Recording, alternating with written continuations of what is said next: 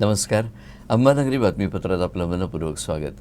अमरावती आणि परिसरातील काही ताज्या घटनांसह मी विवेक. बातमीपत्रात प्रारंभिक नजर ठळक बातम्यांवर. Headline presented by Bagde jewellers. आपल्या नात्यासारखाच अमूल्य दागिना म्हणजे बागडे ज्वेलर्स, जयस्तंभ चौक, अमरावती. 1981 पासून आपल्या सेवेत. पीक विमा योजनेत शेतकऱ्यांची शासनाकडून क्रूर थट्टा. अमरावती जिल्ह्यात 10,000 शेतकऱ्यांसाठी केवळ 8 लाख रुपये मंजूर. प्रत्येक शेतकऱ्याला सरासरी केवळ 78 रुपये मिळणार. शेतकऱ्यांमध्ये संताप. जिल्ह्यातील 53 सिंचन प्रकल्पात सरासरी 79.15% जलसाठा. काही तालुके सोडल्यास जिल्ह्यात सर्वत्र मुबलक पाऊस. यंदा रब्बी पिकांना मिळणार मुबलक पाणी. वर्षभराची चिंता मिटल्यानं शेतकरी समाधानी. आणि राज्यातील 14 विभागांकडून प्रत्येकी 1 कोटीची कमाई. 10 दिवसात महामंडळाला सुमारे 200 कोटींचा महसूल. धनत्रयोदशीला 27,61,49,000चा महसूल.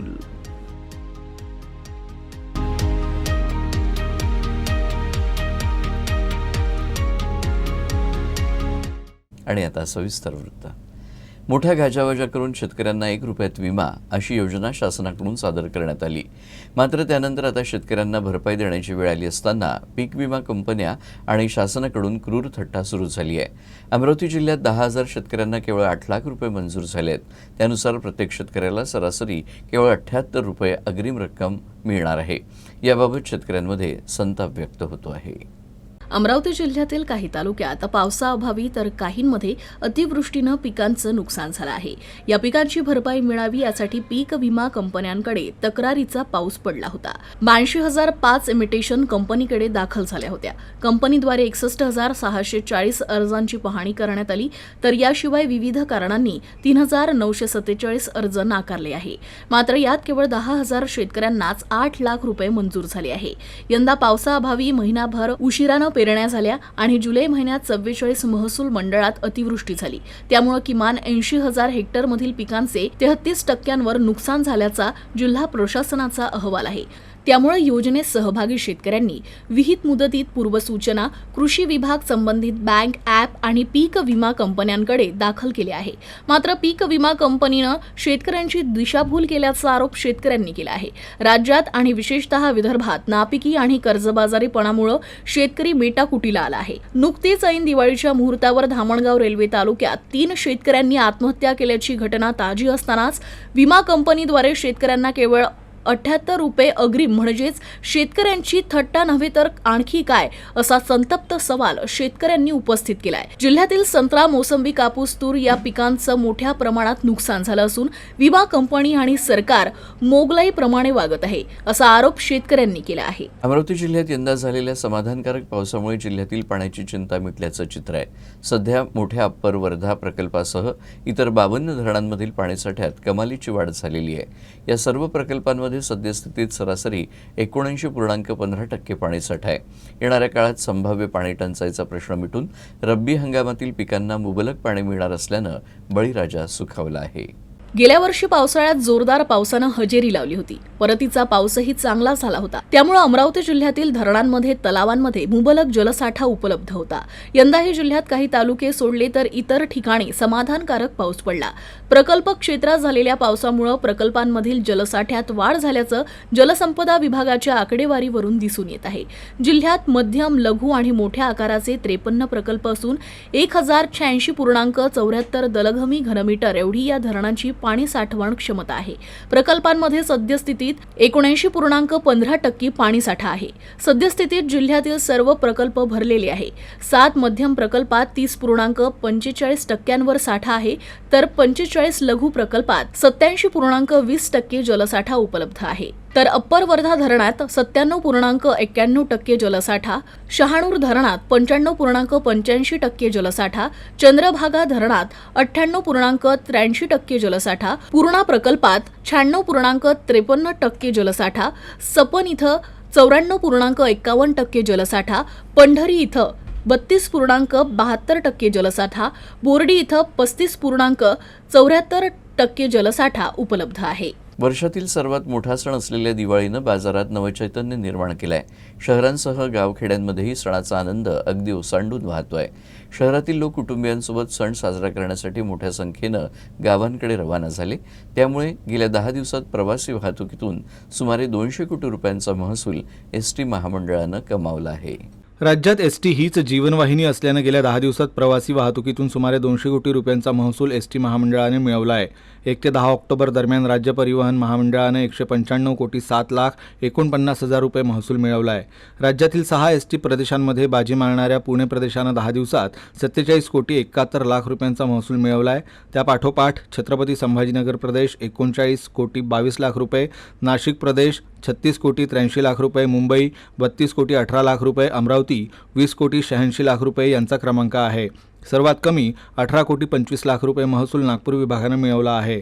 75 वर्षांवरील ज्येष्ठांना मोफत प्रवास देणारी अमृत ज्येष्ठ नागरिक योजना आणि 50% तिकीट सवलतीची महिला सन्मान योजना यामुळे यंदा एसटीला उदंड प्रवासी लाभणार हा महामंडळाचा अंदाज धनत्रयोदशीच्या मुहूर्तालाच खरा ठरला. योग्य पद्धतीनं केलेलं गाड्यांचं नियोजन आणि वर्षभरात आलेल्या नवीन गाड्यांचा ताफा यामुळे शुक्रवारी 14,598 बसगाड्या राज्यातील सर्व मार्गांवर धावल्या. या एका दिवसात राज्य परिवहन महामंडळानं 27 कोटी 61 लाख 49,000 रुपयांचा महसूल मिळवला आहे. एसटीच्या यांत्रिक कर्मचाऱ्यांसह चालक वाहक आणि सर्व वर्गातील कर्मचाऱ्यांमुळे हा पल्ला गाठता आला. गाड्यांची देखभाल, दुरुस्ती, योग्य नियोजन, शिस्तबद्ध अंमलबजावणीमुळे हे शक्य झालं आहे. दिवाळीच्या प्रवासासाठी प्रवाशांनी एसटीवर विश्वास दाखवला, त्यासाठी सर्व प्रवाशांचं एसटी महामंडळानं आभार मानले आहेत. अचलपूर तालुक्यातील शेकडो विद्यार्थी व्यावसायिक दररोज पुण्याला जात असतात. मात्र महामंडळाच्या वतीनं पुण्याला जाण्यासाठी बस नव्हती. मात्र आता महामंडळाच्या वतीनं परतवाडा इथून पुण्यासाठी दररोज स्लीपर बस सेवा सुरू करण्यात आली आहे. स्लीपर बसच्या पहिल्या फेरीला बुधवारी 4:15 वाजता हिरवी झेंडी दाखवून आगारप्रमुख जीवन वानखेडे यांनी रवाना केलं आहे. अचलपूर तालुक्यातील शेकडो विद्यार्थी पुण्यात शिक्षण घेत आहेत, तर जुळ्या शहरातील अनेक कुटुंब नोकरी तथा व्यवसायासाठी पुण्यात स्थायिक झाले आहेत. मात्र दसरा दिवाळी आली की सर्वजण गावाकडे सण साजरा करण्यासाठी येतात. मात्र सणासुदीच्या दिवसात या सर्वांना रेल्वे तसंच महामंडळाच्या बसेसला गर्दी असल्यानं नाईलाजानं जीव धोक्यात टाकून आणि जादा पैसे खर्च करून खासगी ट्रॅव्हल्सनं प्रवास करावा लागत होता. प्रवाशांच्या याच त्रासापोटी शिवसेनेच्या वतीनं करण्यात आलेल्या मागणीची दखल घेत महामंडळाच्या वतीनं परतवाडा पुणे स्लीपर बस सेवा बुधवारपासून सुरू करण्यात आली. या सेवेमुळे आता प्रवाशांचा त्रास कमी होणार आहे. दररोज दुपारी 4 वाजता परतवाडा आगारातून ही बस सुटणार आहे. सध्या दिवाळीमुळे तिकीट 10% वाढ झाली असल्यानं पुण्यासाठी 1,360 रुपये मोजावे लागणार आहेत. मात्र 10% कमी झाले की तिकीट दर कमी होणार आहेत. त्यावेळी जवळपास 1,150 रुपयांच्या आसपास तिकीट दर राहणार असल्याची माहिती आगार प्रमुखांनी दिली आहे. संत गाडगेबाबा अमरावती विद्यापीठाच्या 9व्या कुलगुरुपदासाठी तब्बल 9 अमरावतीकरांची नावं चर्चेत आली आहेत. याशिवाय नागपूर, अमरावती आणि दिल्ली येथील उच्च शिक्षण संस्थांमधूनही काही जण या पदासाठी दावा करत आहेत. 17 नोव्हेंबर ही अर्ज सादर करण्याची शेवटची तारीख असल्यानं येत्या 2 दिवसात आणखी काही जणांचे अर्ज सादर होण्याची शक्यता आहे. 9 अमरावतीकरांमध्ये सध्याचे प्रकुलगुरू डॉक्टर प्रसाद वाडेगावकर, माजी प्रकुलगुरू प्राचार्य डॉक्टर राजेश जयपूरकर, डॉक्टर विजयकुमार चौबे, विद्यापीठाच्या निरंतर शिक्षण विभागाचे संचालक प्राध्यापक श्रीकांत पाटील, आंतरविद्या शाखेच्या अधिष्ठाता डॉक्टर वैशाली गुडदे, नवोपक्रमच्या संचालिका डॉक्टर स्वाती शेरेकर, संगणक विभाग प्रमुख मोहम्मद आतिक, ब्रिजलाल बियाणी महाविद्यालयाचे प्राचार्य डॉक्टर दीपक धोटे आणि श्री शिवाजी कला वाणिज्य महाविद्यालयाच्या माजी प्राचार्य डॉक्टर स्मिता देशमुख यांचा समावेश आहे. प्राचार्य डॉक्टर धोटे यांनी गेल्या वेळी देखील कुलगुरू पदाच्या शर्यतीत भाग घेतला होता. डॉक्टर दिलीप मालखेडे यांच्या निधनापासून संत गाडगेबाबा अमरावती विद्यापीठाचं कुलगुरूपद रिक्त आहे. या वर्षीच्या प्रारंभी डॉक्टर मालखेडे यांचं अकस्मात निधन झालं होतं. तत्पूर्वीच त्यांच्या सूचनेनुसार तत्कालीन कुलगुरू डॉक्टर विजयकुमार चौबे यांच्याकडे शासनानं प्रभारी कुलगुरू म्हणून पदभार सोपवला होता. पुढे त्या पदाची अतिरिक्त जबाबदारी डॉक्टर बाबासाहेब आंबेडकर मराठवाडा विद्यापीठाचे कुलगुरू डॉक्टर प्रमोद येवले यांच्याकडे सोपवण्यात आली होती. तेव्हापासून तेच या पदावर कार्यरत आहेत. दरम्यान येत्या डिसेंबर अखेर ते सुद्धा निवृत्त होत असल्यानं शासनानं मराठवाडा आणि अमरावती विद्यापीठाच्या कुलगुरू पदासाठी निवड प्रक्रिया सुरू केली आहे. या प्रक्रियेनुसार कुलगुरू निवड समितीचं रीतसर गठन करण्यात आलं असून या समितीनं 17 नोव्हेंबरपर्यंत अर्ज मागवले होते. यानंतरच्या बातम्या थोड्याच वेळात. Gold Update is brought to you by Trimurti Gold and Silver House.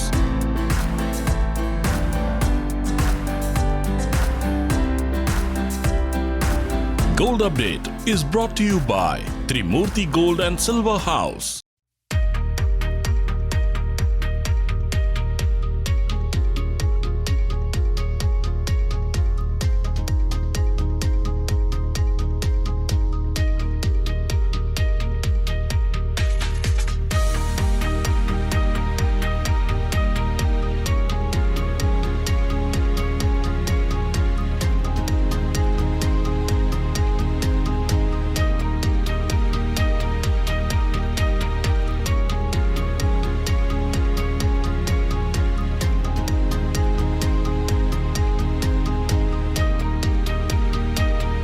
विश्रांतीनंतर बातमीपत्राच्या या भागात आपलं पुन्हा एकदा स्वागत। राज्यात समग्र शिक्षा अभियानांतर्गत 10 जिल्ह्यांतील 114 वर्गखोल्यांच्या बांधकामासाठी 3.14 कोटी रुपयांचा निधी मंजूर करण्यात आलाय। यामध्ये अमरावती विभागातील 64 वर्गखोल्यांकरता सुमारे 1,62,50,50,000चा निधी मंजूर केला गेला आहे। राज्यात समग्र शिक्षा अभियानांतर्गत 10 जिल्ह्यातील 114 वर्गखोल्यांच्या बांधकामासाठी 3,14,00,000 रुपयांचा निधी मंजूर करण्यात आला। यामध्ये अमरावती विभागातील अकोला, वाशिम आणि अमरावती अशा 3 जिल्ह्यातील 65 वर्गखोल्यांचा कायापालट होणार आहे। याकरता 1,62,50,000 रुपयांचा निधी शासनानं मंजूर केला आहे। पुढील काही दिवसातच शाळा खोली बांधकामाला सुरुवात होणार असून यामुळे विद्यार्थ्यांच्या बैठक व्यवस्थेची अडचण दूर होणार आहे। राज्यात अनेक ठिकाणी जिल्हा परिषद शाळांमधून अपुऱ्या वर्गखोल्या असल्यामुळे विद्यार्थ्यांच्या बसण्याच्या जागेचा प्रश्न निर्माण झाला आहे। त्यामुळे नवीन वर्गखोल्या बांधकामाची मागणी केली जात होती। त्यासाठी जिल्ह्यांनी नवीन बांधकामाचा प्रस्ताव वर्गखोल्या देखील समग्र शिक्षा अभियानाकडे सादर केले होते। त्यानंतर अभियान कार्यालयानं प्रधानमंत्री जनविकास कार्यक्रमांतर्गत शाळा खोल्या बांधकामाला मंजुरी दिली आहे। राष्ट्रीय आरोग्य अभियान कंत्राटी अधिकारी कर्मचारी समायोजन कृती समितीचे नागपूर जिल्हा शाखेच्या वतीनं गुरुवारी आपल्या 9 मागण्यांना घेऊन थाळीनाद आंदोलन करण्यात आलं। अमरावती जिल्हा परिषदेच्या समीप NHM अधिकारी कर्मचाऱ्यांच्या वतीनं राष्ट्रीय आरोग्य अभियानांतर्गत कार्यास कर्मचारी अधिकारी यांना शासन सेवेत नियमित पदावर थेट समायोजन करण्यात यावं तसंच प्रलंबित मागण्यांची पूर्तता करण्यात यावी या मागण्यांसाठी गुरुवारी राष्ट्रीय आरोग्य अभियान कंत्राटी अधिकारी कर्मचारी समायोजन कृती समितीच्या वतीनं थाळीनाद आंदोलन करण्यात आलं। या दरम्यान अमरावती जिल्हा परिषदेचे अतिरिक्त मुख्य कार्यपालन अधिकारी संतोष जोशी यांना निवेदन सादर करण्यात आलं। दरम्यान आंदोलक महिलांनी प्रभारी जिल्हाधिकाऱ्यांना औक्षणही केलं। निवेदन सादर करताना NHM अंतर्गत कार्यरत सर्व अधिकारी कर्मचाऱ्यांना ESIC योजनेचा लाभ त्वरित देण्यात यावा अशी भूमिका स्पष्ट करत जिल्हा प्रशासनाला निवेदन सादर करण्यात आलं।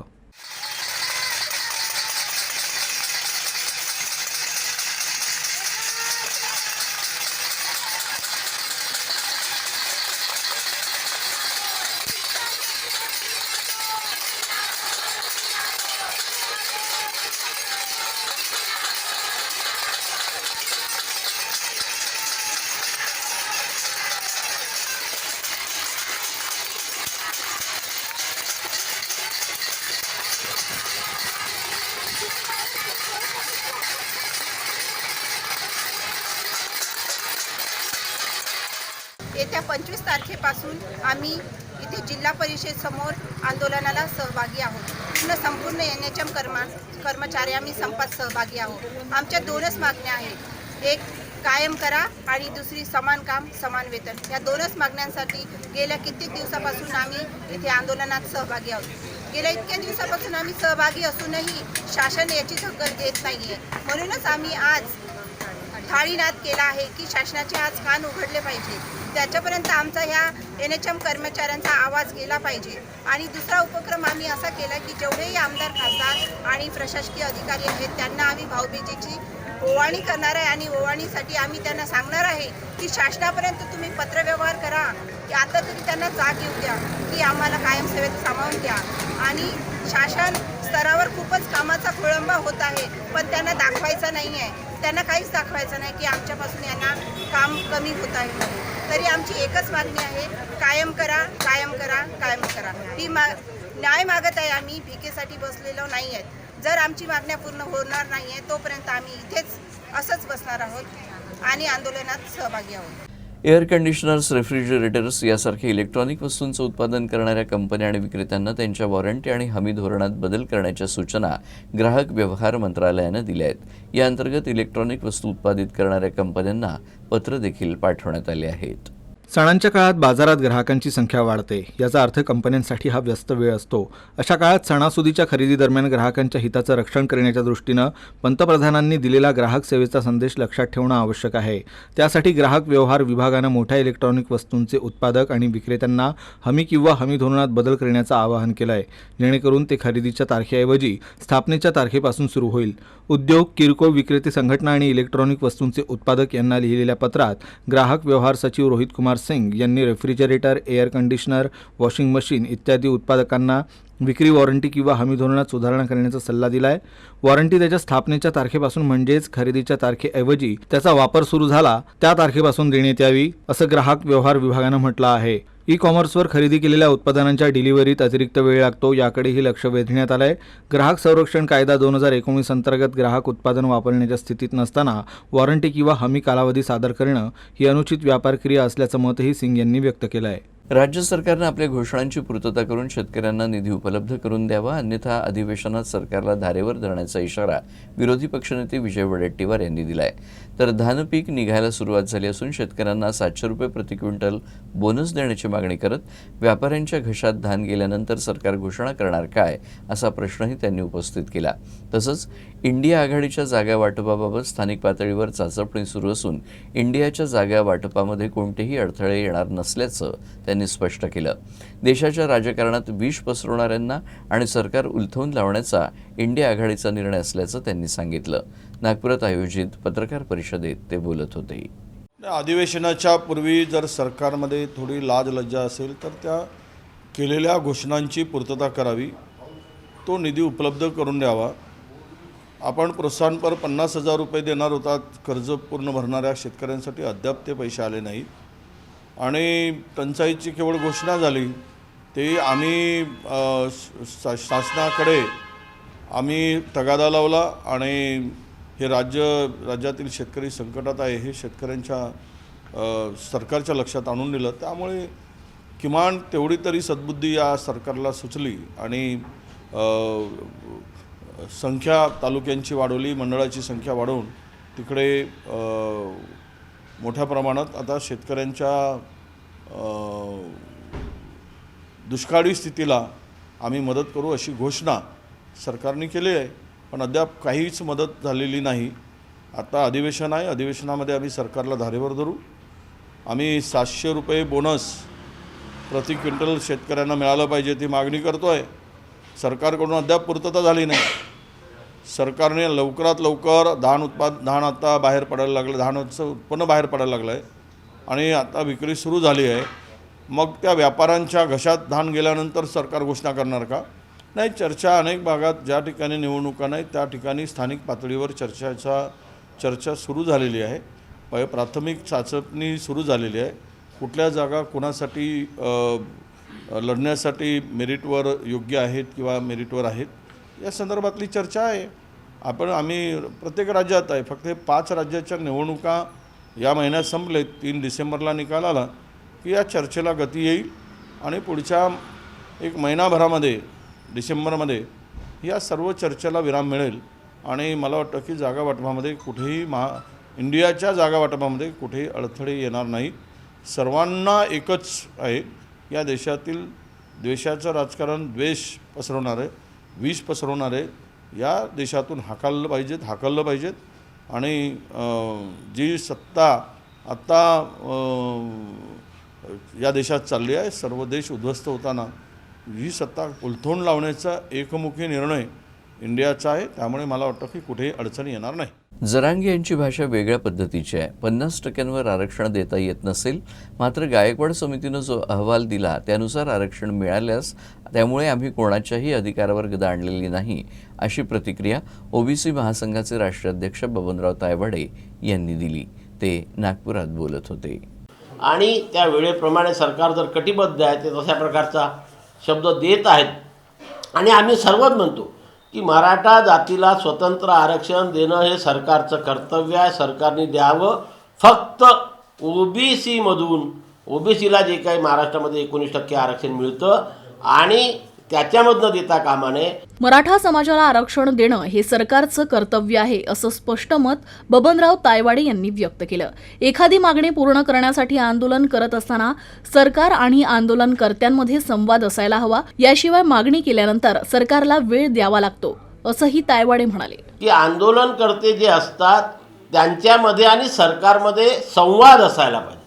संवाद असल्याशिवाय प्रश्न सुटत नाही. हा एकतर्फी कुठेतरी हे होऊन राहिला की एवढ्या दिवसात झालंच पाहिजे. सरकार प्रयत्न करते आहे, वारंवार सरकार सांगतं आहे की आम्ही तुमच्या आरक्षणाकरता कटिबद्ध आहोत. माननीय मुख्यमंत्री एकनाथ शिंदे साहेबांनी शिवाजी महाराजांची शपथ घेऊन सांगितलं होतं की आम्ही देण्यास कटिबद्ध आहोत, त्याच्यामध्ये कुठलाही बदल होणार नाही. परंतु सरकारला नेहमी थोडा वेळ द्यावा लागतो. बुलढाणा जिल्ह्यातील नांदुरा तालुक्यात एका भरधाव बसनं दुचाकीला जबर धडक दिली. या अपघातात दुचाकीवरील तिघांचा घटनास्थळीच मृत्यू झाला. बुलढाणा जिल्ह्यातील नांदुरा शहरातील राष्ट्रीय महामार्गावरील वडनेर भोलजी इथं एका भरधाव लक्झरी बसनं दुचाकीला जबर धडक दिली. रात्री 12 वाजेच्या सुमारास हा अपघात घडला. या अपघातात 3 तरुणांचा घटनास्थळीच मृत्यू झाला. स्वप्नील करणकार वयवर्ष 27, गोपाल शालिकराणे वयवर्ष 34 आणि आकाश राजू आखाडे अशी मृत युवकांची नावे आहे. हे तिघेही आपल्या दुचाकीनं नांदुऱ्याच्या दिशेनं जात होते. यावेळी मलकापूरहून येणाऱ्या भरधाव खासगी ट्रॅव्हल्स बसनं त्यांच्या दुचाकीला जबर धडक दिली. या अपघातात स्वप्नील आणि गोपाल यांचा घटनास्थळीच मृत्यू झाला, तर आकाश राजू आखाडे हा गंभीर जखमी झाला. या अपघाताबाबत तात्काळ पोलिसांना सूचना देण्यात आली. पोलिसांनी घटनास्थळी दाखल होत जखमीला तात्काळ रुग्णालयात दाखल केलं, मात्र आकाशचा रुग्णवाहिकेतच मृत्यू झाला. पोलिसांनी मृतदेह शवविच्छेदनासाठी पाठवला असून पुढील तपास पोलीस करत आहे. चांदूर रेल्वे तालुक्यातील येरडखरबी या ठिकाणी फत्तेपूर बाबांचं एक छोटंसं मंदिर आहे. पुरातन काळापासून याच गावात दगडाच्या मूर्तीमध्ये फत्तेपूर बाबा अवतरलेले असून फत्तेपूर बाबांच्या मूर्तीची स्थापना श्रीमंत राजे रघुजी भोसले यांच्या काळातली आहे. खेरडखरबी इथं बलिप्रतिपदेला यात्रा भरत असून प्रसिद्ध जनावरांचा देव म्हणून श्रद्धा असलेल्या फत्तेपूर बाबांच्या दर्शनासाठी या परिसरातील शेतकरी, शेतमजूर, नागरिकांची प्रचंड गर्दी असते. आपल्या गाई, म्हशी, बैल, बकरी आदी हजारो जनावरांना सजवून गवळणींना वाजत गाजत फत्तेपूर बाबांच्या दर्शनासाठी घेऊन आले. दरम्यान आमदार प्रताप अडसड यांनी सुद्धा भेट दिली. या देवस्थानचा इतिहास आणि संदर्भ रघुजी राजे भोसले यांच्या कागदात कुठेतरी सापडते असं ऐकिवात आहे.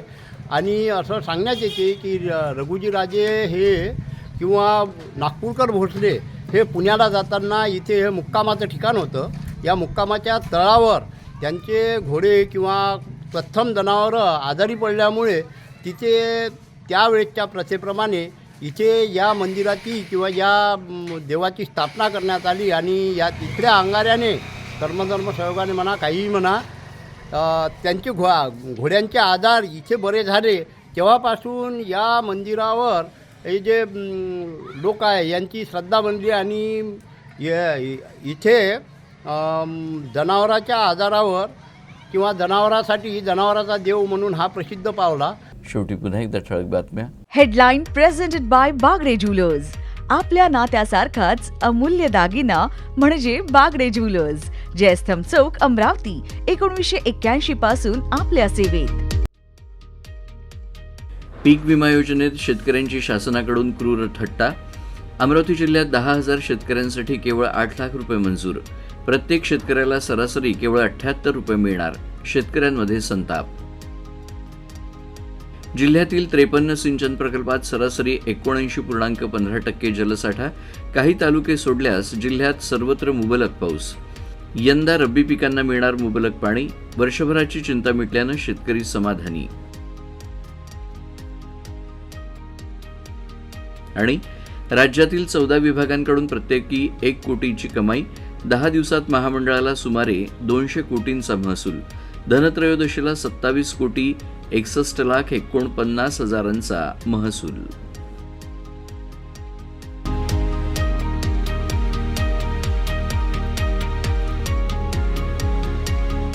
आणि याबरोबरच हे बातमीपत्र संपलं.